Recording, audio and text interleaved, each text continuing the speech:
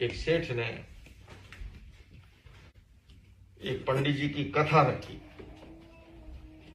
और पंडित जी की कथा रखी तो अपनी मातुश्री का जन्मदिन का अवसर था।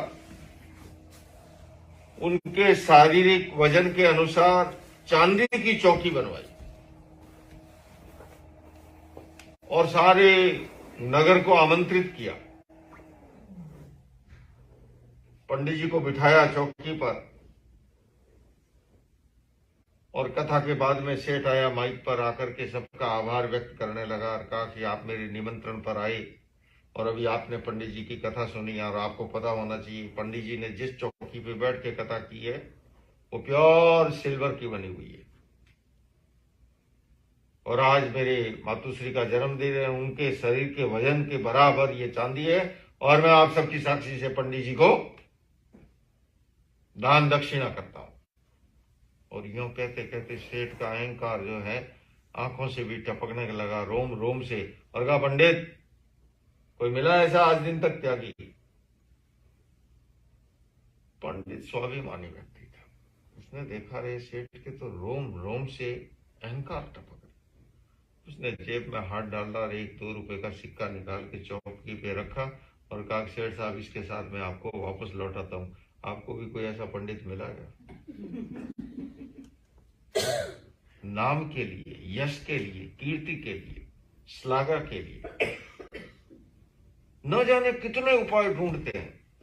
अभी अभी चेन्नई में एक सेठ के पोते का जन्म हुआ, तो गीतों का कार्यक्रम रखा, महिलाएं आई, रीति रिवाज है,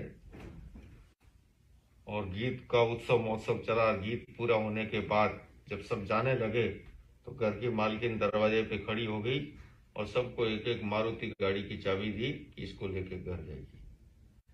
और जो बहने नहीं गई वो कहती अरे ये हमें भी पता होता तो हम भी पहुंच जाते।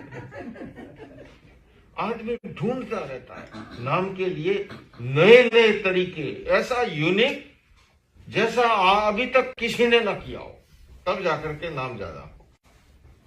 यहां बंधुओं और बहनों तीर्थंकर महावीर मार्गदर्शन कर रहे हैं कि हम जो तपस्या करें वो केवल आत्म विशुद्धि के लिए, नो ये लोगठिया, न कोई ये लोग की कामना के लिए, न परलोगठिया, न परलोक की कोई अभिलाषा के लिए, न नथ निर्ठिया, केवल निर्जरा की भावना से की हुई तपस्या वही तपस्या है।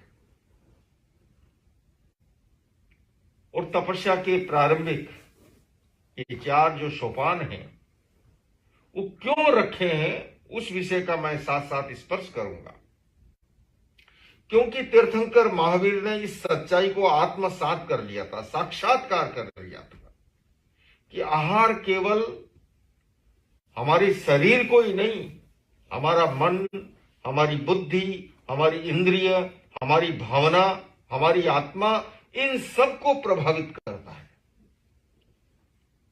और इसीलिए हमारे ऋषि मुनियों ने भी कहा जैसा खावे अन्न वैसा होवे मन। हमारी बहनें सब जानती है। मेडिकल साइंस भी आज एक्सेप्ट करता है, वो कहता है कि जैसा हम भोजन ग्रहण करते हैं वैसा ही हमारे भीतर न्यूरोट्रांसमीटर का निर्माण होता है, और उसी के साथ हम दूसरों के साथ बिहेवियर करते हैं, व्यवहार करते हैं।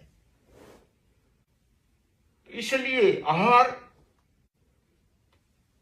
विचार को प्रभावित करता है, आहार आचार को प्रभावित करता है, आहार हमारे संस्कार को प्रभावित करता है, आहार हमारे व्यवहार को प्रभावित करता है। और इसीलिए प्रारंभिक सोपान जो है केवल आहार, और इसलिए तामसिक आहार का वर्जन बताया, राजसिक आहार का भी निषेध किया या मात्रा का विवेक का विधान किया, सात्विक आहार जो साधना में भी बाधक न हो और शरीर को भी स्वस्थ बनाए रखे। त्याग अपने आप में जो है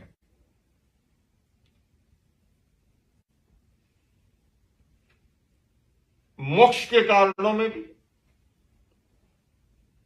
4 जो मोक्ष के कारण बताए उसमें भी है सम्यक ज्ञान, सम्यक दर्शन, सम्यक चारित्र, सम्यक त्याग।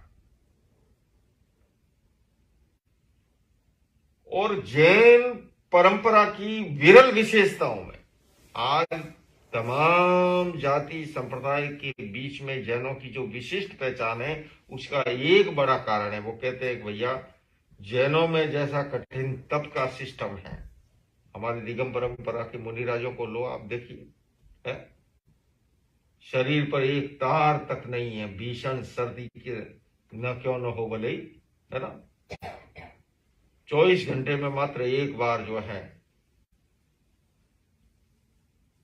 उत्कृष्ट कोटि का त्याग आज के युग में।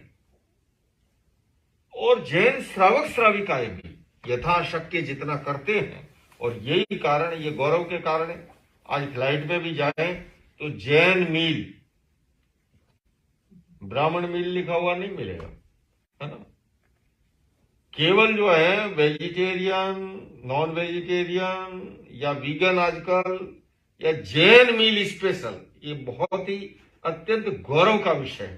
पर इस गौरव को अक्षुण्ण रखना, इस गौरव को बनाए रखना, ये भी हम सबका दायित्व है।